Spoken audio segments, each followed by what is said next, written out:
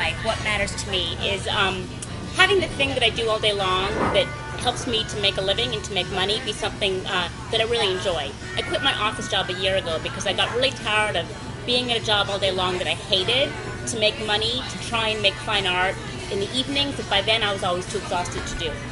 So about a year ago I quit and I opened my own commercial photography business, and it's been great and empowering and terrifying and horrible and exciting and fabulous all at the same time.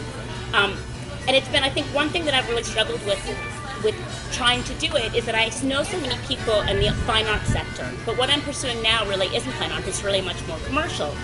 And I found events to go to and groups that I can go to that are more commercial, and I kind of do and don't fit into those circles. And I think ultimately I'd like to see those two sides come together. And even though I think that the fine arts and the commercial arts are probably more sort of woven together now than they've ever been in the past, from my personal point of view, I haven't really been able to get them to come, at least in terms of my community.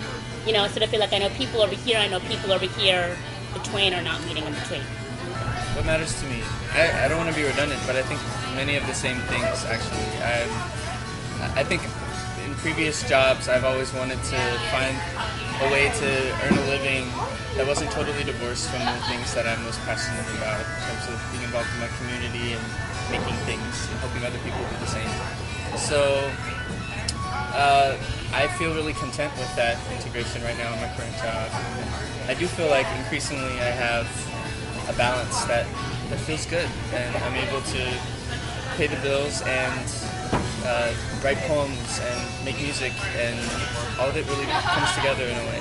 And I find that this group, for me, particularly as a grant maker who's very young to be doing the work that I'm doing, is very grounding for me, because I didn't work in the arts sector before I moved into arts grant making, although I did work in the nonprofit sector. So for me, it's important to get a lot of the perspectives of people who are my age and are still working at many of the organizations that the Hewlett Foundation supports. Of course, family.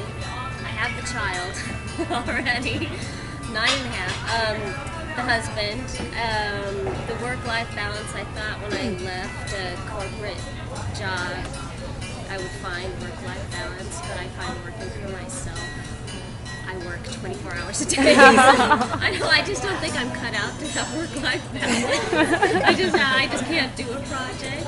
But what really matters is, I think, connecting art with society to me, and making that connection, and making art not a privilege but a necessity in our daily lives, and especially with kids and working with youth.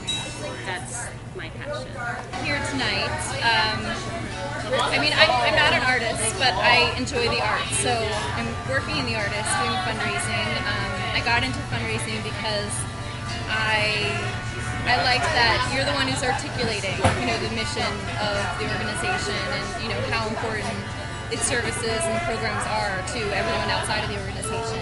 And I find that really fascinating. And you're kind of doing a little bit of everything. I mean, you're writing, you're looking at the financials, and you're planning. And because I feel like every time I come to an I feel like I look at the title of the Emerging Arts Professionals event, and I always think, do I want to go, do I not want to go? And I kind of obsess over the content, if I'm going to get anything out of it. And then ultimately, every time I go, it's almost like the title of the event doesn't always matter. I always get these little tidbits of wonderful information. And I see people I haven't seen in a long time. That makes me really happy to see them. And I meet new people, and I find new information, and I just walk away thinking like, wow, it's like I now have a whole new chapter to pursue, and I couldn't really imagine my life without that chapter. And yet I almost stayed home to watch like The Bachelorette on iTunes. Thank God I did it. So that's why I'm here.